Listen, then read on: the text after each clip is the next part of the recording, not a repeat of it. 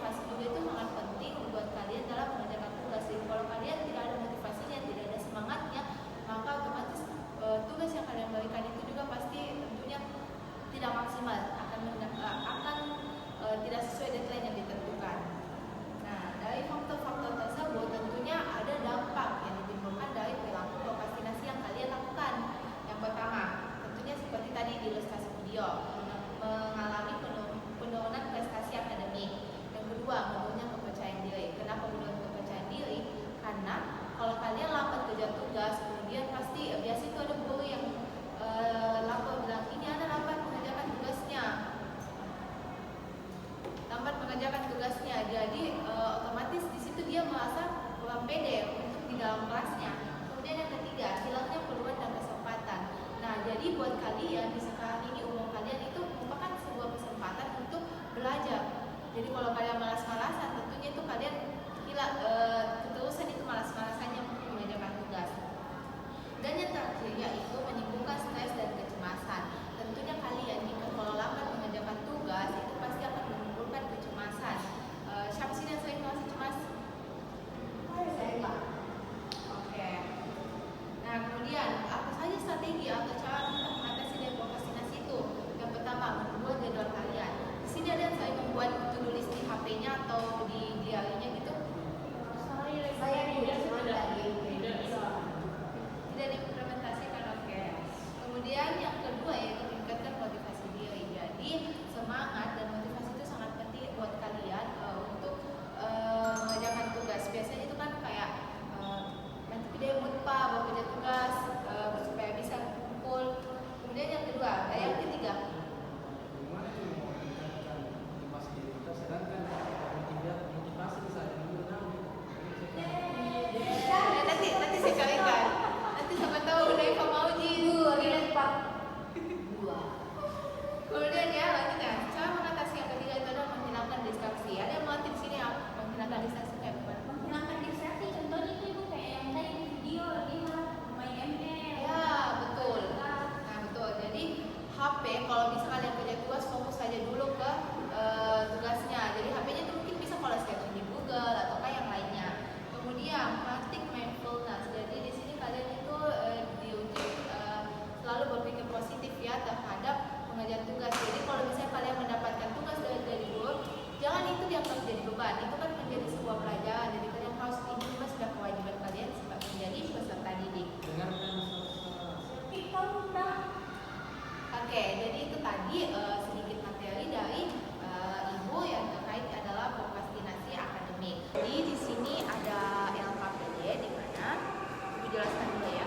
LKPD di sini itu membahas terkait apa yang kita sudah jelaskan tadi, yaitu terkait masalah prokrastinasi itu menunda-nunda tugas.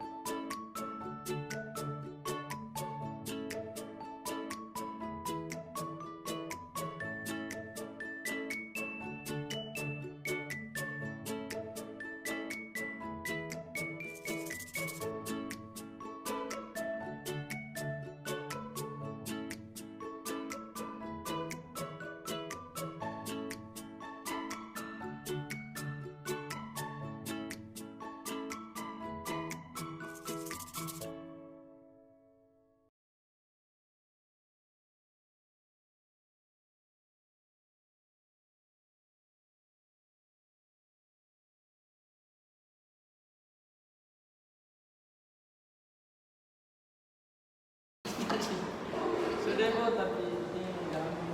Oke, ya. Jadi Ibu harap kalian sudah main di sini. Jadi Ibu anggap kalian paham bagaimana cara untuk strategi yang kalian lakukan sebelum kalian melakukan menunda-nunda tugasnya. Nah, kemudian karena waktu sudah menunjukkan akan segera berakhir dari proses kegiatan bimbingan kelompok kita hari ini, jadi Ibu ingin meminta kalian dari setiap konseli, setiap siswa untuk menyimpulkan dari hasil bimbingan kelompok kita hari ini berdasarkan materi yang telah Ibu sampaikan tadi, kegiatan tayangan video dan juga mengisi LKPD ini. Jadi saya persilahkan dulu, mungkin mulai pertama dari Fadil. Terima kasih banyak Bu sebelumnya. Nah, yang pertama-tama itu pemahaman saya terkait prokrastinasi itu, prokrastinasi adalah kegiatan menunda pekerjaan ataupun tugas yang diberikan oleh guru ya di sekolah. Nah, prokrastinasi itu tentunya harus dihilangkan dalam diri pribadi kita. Yang pertama, dikarenakan hal tersebut dapat menyebabkan nilai kita menjadi anjlok. Nah, yang kedua itu tentunya menunda-nunda tugas itu nantinya kita akan berpengaruh pada tingkat kepercayaan diri kita, dikarenakan nanti di sekolah misalnya kita jarang kerja tugas, tentunya guru kita akan selalu menagih dan perspektif teman-teman kita terkait kita itu adalah orang yang malas. Nah, itu tentunya kita akan kurang percaya diri untuk tampil di depan hadapan mereka. Nah, kemudian cara untuk terhindar dari prokrastinasi itu, yang pertama itu membuat jadwal harian. Artinya kita harus memanajemen waktu dengan baik. Bukan lingkungan yang mengontrol kita, tetapi kita yang mengontrol lingkungan sesuai apa yang kita mau, agar kita bisa terhindar dari prokrastinasi akademik tersebut. Kemudian yang kedua itu hindari hal-hal yang tidak penting. Artinya kita harus menyelesaikan setiap pekerjaan yang penting dan hindari apa-apa saja yang tidak berpengaruh pada prestasi belajar kita. Nah, selain itu tentunya dalam mengerjakan tugas kita juga tidak boleh terlalu perfeksionis, karena terlalu perfeksionis itu juga sangat belum tentu apa yang kita kerjakan itu benar, dan lebih baik itu kita selesaikan terlebih dahulu. Nah, apabila sudah kita selesaikan, nah perfeksionisme itu di akhir gitu. Karena saya selalu itu teringat suatu filosofi dari teman saya bernama Rahman, bahwasanya tugas yang terbaik itu adalah tugas yang selesai, bukan tugas yang perfect. Itu. Oke, jadi Ibu anggap kalau Fadil itu sudah sangat paham ya terkait hasil dari kegiatan bimbingan kelompok kita. Kemudian Ibu persilahkan coba Ananda. Oke, baik Bu, terima kasih. Yang saya pahami mengenai tentang pertemuan kita hari ini yaitu salah satunya tipsnya untuk kita keluar dari zona prokrastinasi akademik, yaitu membuat, apalagi saya pribadi kan Bu, saya sering banget menunda-nunda tugas karena saya hektik di kegiatan ekskul. Jadi mungkin teknik yang saya dapatkan dari bimbingan ini yaitu membuat online, memanage waktu dengan baik, kalau boleh dikurangi begadangnya, yaitu 3 jam. Oke, jadi Ibu juga anggap ya kalau nanti itu sudah paham terkait hasil dari kegiatan bimbingan kita kali ini. Kemudian yang terakhir ya Pak Halim. Baik Bu, terima kasih atas kesampaiannya. Terkait dengan materi bimbingan kita pada hari ini, yaitu prokrastinasi akademik. Saya rasa teman-teman tadi sudah menjelaskan secara detail. Ya, tapi di sini saya akan menambahkan sedikit terkait dengan prokrastinasi. Jadi yang saya pahami tentang prokrastinasi itu adalah kegiatan yang menunda-nunda tugas atau pekerjaan yang diberikan oleh seseorang guru, kemudian mengimpas pada diri kita, yang dimana saya ambil contohnya saya sendiri Bu, karena kan saya termasuk juga siswa yang menunda tugas. Jadi adapun imbasnya pada diri kita itu, kita kayak merasa lebih malas lagi untuk dikerjakan itu tugas, karena tidak ada dorongan untuk mengerjakannya. Kayak seringan menunda tugas, jadi ini tugas akhirnya tidak dikerjakan, jadi balik lagi pada derita gitu juga. Oke, jadi terima kasih atas kesimpulan dari kegiatan ini. Kalian sudah mengungkapkan pendapat kalian. Jadi Ibu ingatkan sekali lagi dan Ibu harapkan bahwa nanti kalau setelah kita selesai dari kegiatan ini, Ibu harap kalian itu tidak lagi menunda-nunda tugasnya, mengerjakan tugasnya sesuai dengan deadline yang diberikan oleh guru. Nah, jadi ada salah satu dari kalian yang mau menyampaikan lagi pesan dan kesan dari kegiatan kita hari ini. Mungkin Anda itu rasa paling semangat tadi. Oke, silakan Anda. Oke, terima kasih teman-teman, terima kasih Ibu. Izinkan saya menyampaikan kesan dan pesan sebagai penutup pertemuan kita hari ini. Pesan saya mungkin apalagi khususnya kepada teman-teman semua untuk bimbingan kali ini, materi kali ini sangat penting. Semoga kita dapat mengimplementasikan tips and trik saran dari Ibu. Dan pesan saya cukup banyak mengerti dan memahami tentang apa sih itu menunda tugas dan bagaimana sih caranya untuk mencegah yang namanya menunda tugas, karena sangat-sangat banyak sekali tugasnya terlebih kepada kami sendiri. Oke, jadi terima kasih atas terkait pendapat Anda terkait pesan dan kesan dari kegiatan bimbingan kelompok kali ini. Jadi tindak lanjut dari kegiatan bimbingan kelompok kali ini yaitu mungkin kita lakukan lagi bimbingan kelompok nantinya, tetapi mungkin dengan masalah yang berbeda. Kalau kali ini kan kita prokrastinasi, mungkin nanti bisa di bidang pribadi kah, bidang sosial ataupun bidang karir. Nah, sebelum kita akhiri, jadi Ibu meminta lagi kalian untuk mengisi dengan ini ya, ini lembar evaluasi hasilnya. Jadi kalian baca pernyataannya, kemudian perhatikan di sini kalau ini sangat tidak setuju, ini tidak setuju, ini setuju, dan ini sangat setuju. Jadi kalian checklist saja ya, sesuai dengan perasaan dan apa ya yang kalian rasakan setelah melakukan layanan. Bu, bisa dikumpul di rumah? Tidak, saya nanti checklist saja itu. Oke Bu.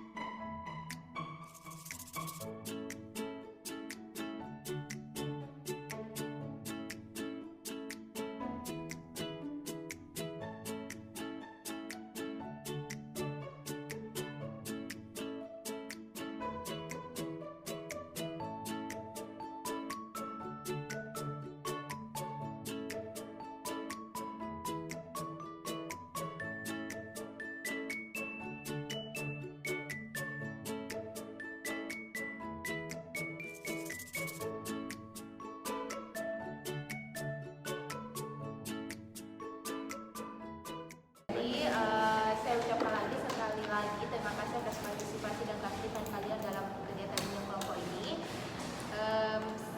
Sebelum itu kita membaca doa untuk sebelum mengakhiri kegiatan. Halik Bu. Pak Ustadz, Boleh dipimpin? Oh ya, baik teman-teman, sebelum kita mengakhiri kegiatan kita pada siang hari ini, alangkah baiknya kita berdoa